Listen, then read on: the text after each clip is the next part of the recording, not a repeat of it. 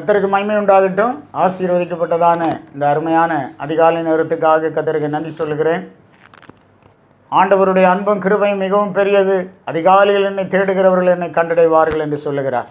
இந்த வேளையில் நாம் தியானிக்கும்படியாக ஆமோஸ் தீர்க்கதரிசியின் புத்தகம் 9வது அதிகாரம் 14-15 வசனங்கள். என் ஜனமாகிய இஸ்ரவேலின் சிறையிருப்பை திருப்புவேன். அவர்கள் பாழான நகரங்களை கட்டி அவைகளில் குடியிருந்து திராட்சை தோட்டங்களை நாட்டி அவைகளுடைய பலரசத்தை குடித்து தோட்டங்களை உண்டாக்கி அவைகளின் கனியை புசிப்பார்கள். அவர்களை அவர்கள் தேசத்திலே நாட்டுவேன். நான் அவர்களுக்கு கொடுத்த தேசத்திலிருந்து அவர்கள் இனி பிடுங்கப்படுவதில்லை என்று உன் தேவனாகிய கர்த்தர் சொல்லுகிறார். தேவனாகிய கர்த்தர் நம்முடைய சிறையிருப்பை நீக்குகிற தேவனாயிருக்கிறார். என் ஜனமாகிய இஸ்ரவேலின் சிறையிருப்பை திருப்புவேன் என்று கர்த்தர் சொல்லுகிறார்.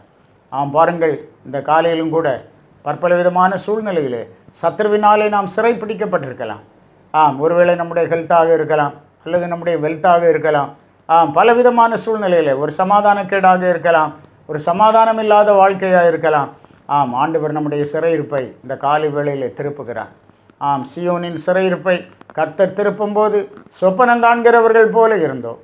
அப்பொழுது நம்முடைய வாய் நகைப்பினாலும் நம்முடைய நாவு ஆனந்த சத்தத்தினாலும் நிறைந்திருந்தது. அப்பொழுது கர்த்தர் இவர்களுக்கு பெரிய காரியங்களை செய்தார் என்று புறஜாதிகளுக்குள்ளே சொல்லி கொண்டார்கள். கர்த்தர் நமக்காக பெரிய காரியங்களை செய்திருக்கிறார். இது நிமித்தம் நாம் மகிழ்ந்திருக்கிறோம். இந்த காலை நேரத்தில் மகிழ்ச்சியான ஒரு வாழ்க்கையை ஆண்டவர் உங்களுக்கு கட்டளையிடுகிறார். பெற்றுக்கொள்ளுங்கள், சொந்தமாக்குங்கள், ஆசீர்வதிக்கப்படுங்கள். ஜெபிப்போம். சிறையிருப்பை திருப்பி மகிமைப்படுகிற எங்கள் பரிசுத்த பிதாவே, நாங்கள் துதிக்கிறோம், ஸ்தோத்திரிக்கிறோம். எங்களுடைய கர்த்தாவே, குறைவினாலே நாங்கள் ஆண்டவரை விட்டு தூரம் போகிறதுனால சத்ரு பல விதங்களில் எங்களை சிறைப்படுத்துகிறான். ஆனால் நீர் எங்கள் சிறையிருப்பை திருப்பி நீர் மகிமைப்படுகிற தேவன். இந்த நாளிலும் கூட அவ்விதமாக உடைய பிள்ளைகளை கர்த்தர் ஆசீர்வதி.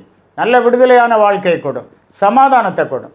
சந்தோஷமாயிருங்கள், எப்பொழுதும் சந்தோஷமாயிருங்கள் என்று சொல்லப்பட்டபடி இவர்கள் ஆண்டவர்கள் எப்போதும் மகிழ்ச்சியாக இருக்கட்டும். ஆசீர்வதி.